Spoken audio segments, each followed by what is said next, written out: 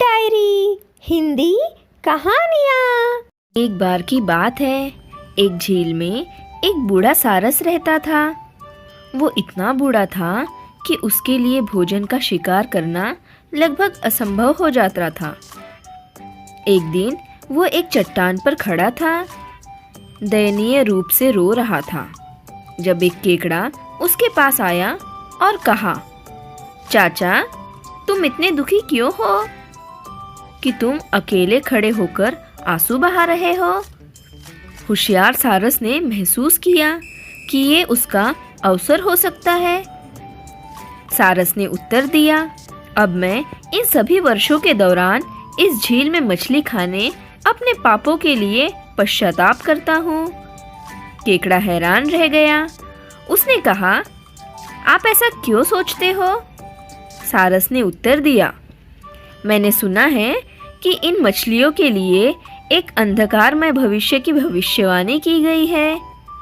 कहा जाता है कि आने वाले 2 दशकों में बारिश नहीं होगी और हमारे सारी झीलें सूख जाएगी। तो आज जो मछलियाँ आप देख रहे हैं वो एक एक करके नष्ट हो जाएगी। यदि मैं कोई मछली खाऊं तो शीघ्र ही कोई मछली नहीं बचेगी। केकड़े ने सारस से समाधान के लिए कहा और निश्चित रूप से सारस ने मछलियों को एक एक करके बड़े झील में ले जाकर उनकी मदद करने की पेशकश की। जैसे सारस ने उम्मीद की थी, केकड़े ने पानी में रहने वाली सभी मछलियों को वचन दिया।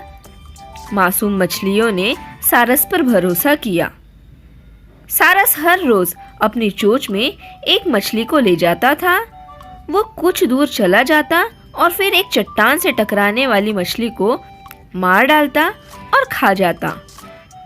कई दिनों तक सारस एक के बाद एक मछलियों को खाता रहा, जब तक कि केकड़े की बारी नहीं आ गई। केकड़ा पूरे उत्साह के साथ अपने मौके की प्रतीक्षा कर रहा था। उसने सारस से कहा, चाचा, और नई झील के पानी में तैरने की मेरी बारी है। सारस ने केकड़े को अपनी पीठ पर बिठा लिया और दूर तक चला गया, जो वो हमेशा करता था। जल्द ही केकड़े को कुछ दूरी पर मछलियों की हड्डियों के ढेर पड़े दिखाई दिए। उसने जल्दी से महसूस किया कि ये सारस इतने लंबे समय से क्या कर रहा था। उसने सारस की चोंच को काटना शुरू कर दिया।